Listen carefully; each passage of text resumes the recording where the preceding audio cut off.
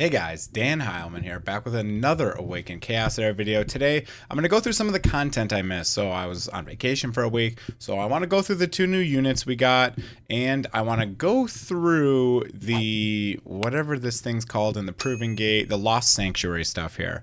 I will make a guide on the other content we have, this Dawn Guard stuff, tomorrow. I don't have any more tries this time, and it's kind of weird because I know that they're immune to poisons, but I don't see anywhere in any of the descriptions that says that. So I think you maybe have to be in the fight to be able to see that. I don't know. It's weird. I don't see any of that information. I don't see any of that stuff there. So yeah, anyways, that'll be my next guide. I'll be talking about that once I figure out best teams for something like that. But I just want to talk quickly about the Proving Grounds, and then I want to move on to the two new heroes and basically go through those and see what we think about those. All right, so if you've ever played Rage of Destiny, this is a direct copy and paste from Rage of Destiny. I mean, the tiles are the same shape. The background and everything looks very similar. They have the same exact thing where basically they open at intervals and they never close. I'm assuming these never close. They don't say they ever close, but you know, there's usually not a lot of information, stuff like that in Ace. So yeah. I will say actually one other random comment. If you're crashing in BlueStacks, if you I changed a setting here, this performance mode, into low memory, and I have not crashed since. I'm even able to open the event tab now. So if you are crashing in BlueStacks, maybe try setting this to low memory. That may help. I was using the high performance before, and actually the performance is better on low memory. You think the performance would be worse, but the performance is actually better.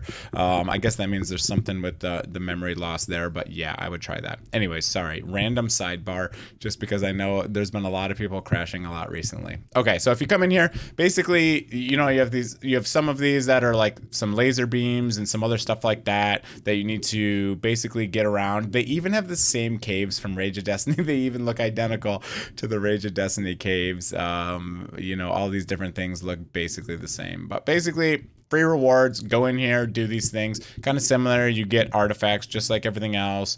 Your heroes, if they die, they do die permanently.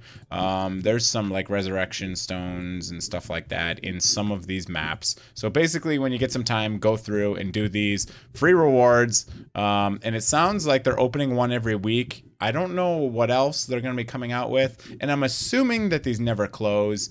They don't say they end at any time, so I don't see anything like that. So I would assume that they do not close at any time. If you get stuck, you can always reset. I think this is for restarting. Yeah, okay. So if you hit that X button, you can reset all your progress. So if you get stuck, like if you do something wrong and it like basically blocks you from progressing, or if something breaks or bugs out or whatever, you can always exit and restart. Whatever the chest you already received obviously will not respawn. Otherwise, you could just reset it indefinitely. But yeah, so that's an option.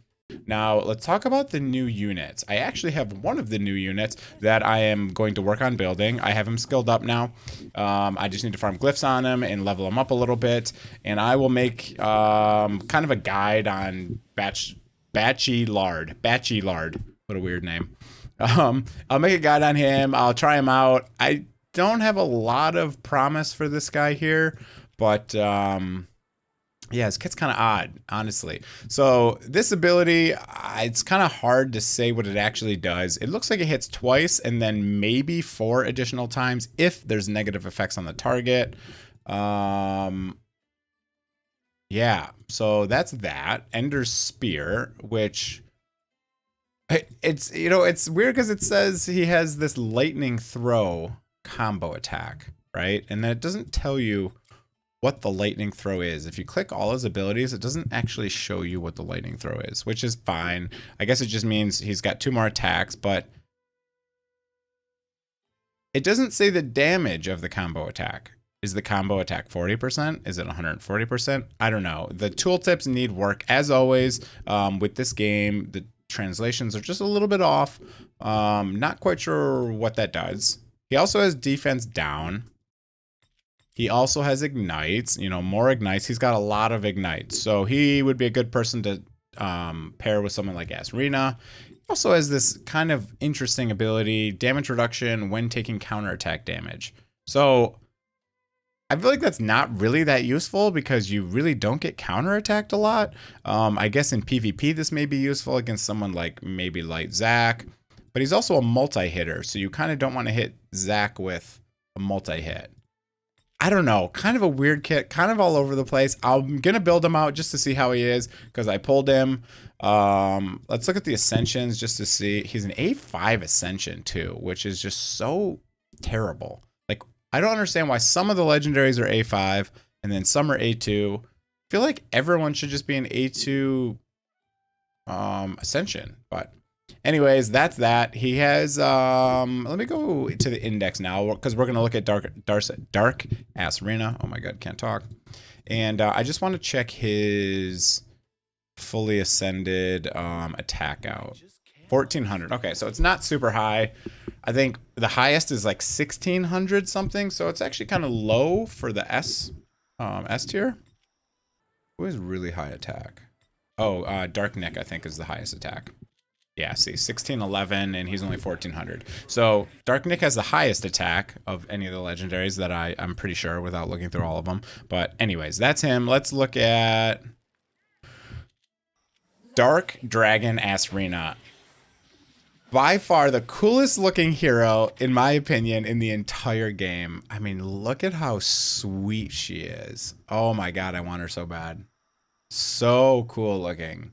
So cool looking. Wow. Anyways, okay. Let's go through the kit. Again, we got more ignites. So I know the new boss is really good for ignites, but really ignites don't have that big of a place in the game right now because usually units that have ignites also have high attack because obviously ignite scales with attack, and also they usually hit pretty hard. So usually you want to build attack, crit rate, crit damage, and focus, and it kind of sucks because you need so many different things to pump them up, and the ignites really just don't tick that hard. So I don't know, I'd love to have this girl to mess around with her because she's also an LD unit, which makes her pretty cool. But anyways, let's go through the kit. Deals 150% damage to all enemies and implies unhealable and 2 stacks of ignite. So pretty cool. Unhealable as well as 2 stacks of ignite on every target. That's pretty cool there. Counter attacks when an enemy uses a non-attack ability, dealing 100% damage to all enemies and removing 1 positive effect from each. This is really, really cool. I have a feeling she's going to be pretty good in arena because think about it. Anytime you buff, she literally just attacks, removes all the buffs. And what is the other thing she did? And removes 1 of those buffs, right, from everyone. So pretty cool. She's going to counterattack. She doesn't put an ignite, which is interesting. You think she would put some ignites because she has so many on her other places. And then deals 100% damage to an enemy with a 50% chance to a stun. Again, seems like she'd be pretty solid for PvP. Now, the trait is a bit confusing. Grants a shield for 2 turns with strength that scales based on this character's max health at the start of the battle or per positive effect applied by any enemy.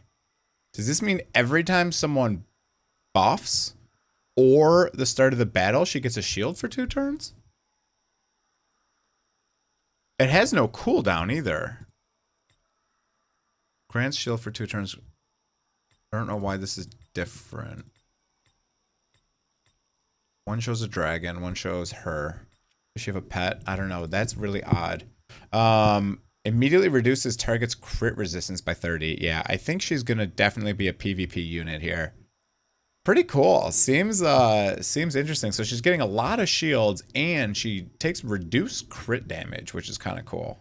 No, crit resistance. So a reduced chance to even be crit. Even better, actually. So I think that means max, you can only have a 70% chance to crit her. Interesting. Very interesting. All right, that's it for her. Seems mostly like a PvP unit. Might be cool. I don't know, LD unit. So you get some additional precision against normal affinity units. So interesting. Have to try out. I would love to get her. She is by far the coolest looking unit I have seen so far. I love her looks. So cool.